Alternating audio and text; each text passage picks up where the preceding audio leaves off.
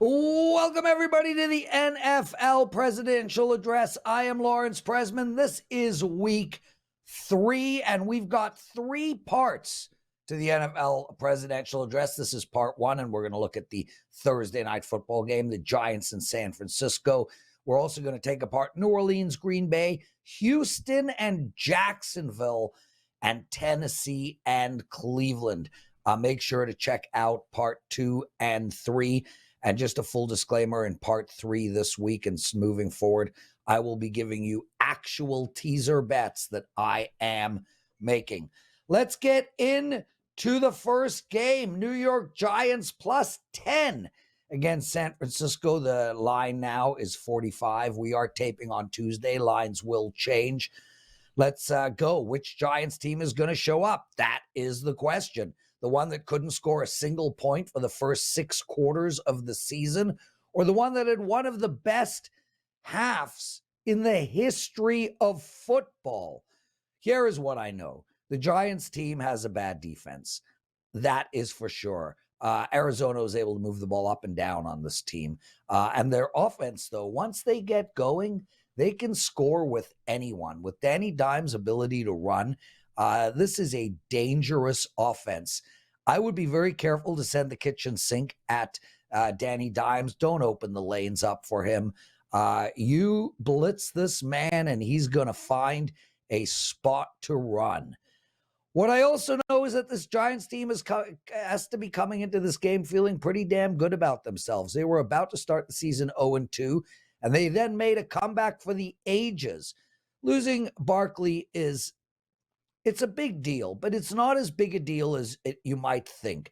When the Giants are at their best, Danny Jones runs around, and this might force them to let him loose. He is impossible to cover if scrambling, and we know he can throw the ball deep. Obviously, things are better if you can set up the run, but Barkley has rushed for 114 yards in 2 games. They should be able to find that production elsewhere.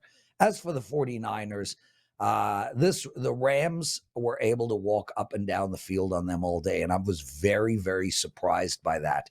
Their offense looks good like usual, but their defense did not look the same as they did against Pittsburgh. I look at this game and I think, can the Giants score 17, 18 points?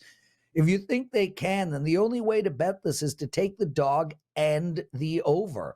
I personally think the Giants will get to 20 points. And for San Fran to cover that, they're going to need to get to 31. With that said, I do like the Giants more here, but I like the over as well. I just think this is way too many points for a team who not only made the playoffs last year, but also did win a game. This line is directly related to how bad the Giants looked for the first 6 quarters. Now, I'm not saying they are great. They're not world beaters by any stretch. But I will say this. They are way closer to how they were in the second half against Arizona than in the first 6 quarters. This Giants team is much better than a plus 10. Frankly, and I'm going to say this right now, I think this will be the only plus 10 we see for the New York Giants, not only this year, but potentially for a few years to come. Take the New York Giants plus the 10, take over the total of 45. Now we turn our attention to New Orleans against Green Bay. The line here is Green Bay -2 with a total of 42.5 to 43. I'm shocked at this total. I have to bet the under in both Let me start that again. I have bet the under in both Green Bay games this year, and I've lost both of them. But when you fall off a bike, well, you get right back on. So let's break this down quickly. First off, the Saints are 1-9 in their last 10 to the under. And that includes Monday night's game where they won 20-17 against Carolina. The week before, they won 16-15. And although we have seen Derek Carr throw the ball deep a few times, this is a team that will continue to play low-scoring, close football games. When you are 1-9 to the under in your last 10, you have defined your identity. You've left sticky notes all over the house with your intentions. This team wants to play to the under. As for Green Bay, well, let's not get fooled by the 38-20 win against the bear crap shit terrible, the Bears, or their 25-24 loss to Atlanta. This is a team that is 2-0 to the over this year and 7-3 in their last 10. But I think when all's said and done, this Pack team is going to be under more than over by the time this season ends. The Pack put up 151 yards in the air against the Falcons. That's pretty bad. They didn't even break 100 on the ground. This is a team that is slowly going to become a run-first team, and Aaron Jones does look to be coming back this week. When the dust settles, this team 9-8 to the under at the end of the year. Try score a bunch of points on New Orleans. Just try. I dare you. Including last year, the Saints have allowed 17, 15, 10, 10, 10, 18, 17, and 13 points in their last 7 games. That is so sick. No team has scored more than 20 points on them in 10 games. Bottom line here is we have 2 teams that are run first, 2 teams that throw a ton of checkdowns, and 2 teams with rock-solid defenses. Plus, when you're talking about defense, Saints aren't rock solid, guys. Saints have one of the best D units in the league. This number is way too high. If you're going to bet it now. I mean, you want to know how high it is?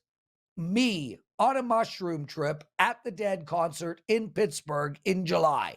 That is how high this total is. Anytime there is a 40 or more on the board with the Saints, I'm looking to take the under, and I hope you do too. Bet under the total. Guys, before we continue, and we've got 2 more games to go, I want to make mention that there are 3 parts to the presidential address this year. We have split the segments up into 4 and 3 video packages. Part 3 will include my teasers, and I will be betting both those teasers, so make sure to check that out. Let's get into the Houston-Indy game, and right now we have a Houston-Jacksonville game. Right now we have Jacksonville at -9, 9.5. We have a total that has been bet down to 44, and there are some 43.5s. What was wrong with the Jacksonville offense last week? Well, they were missing some O-linemen, but so were Baltimore and Seattle, and they had no issue moving the ball. With that said, how about their D? They were spectacular against Kansas City, held them to only 17 points. I have to throw Jacksonville's last game out of the window. This team in their last 13 games, 9-1 against the league, 0-3 against Kansas City, their last 12 games. So I'm throwing any KC game out that Jacksonville plays.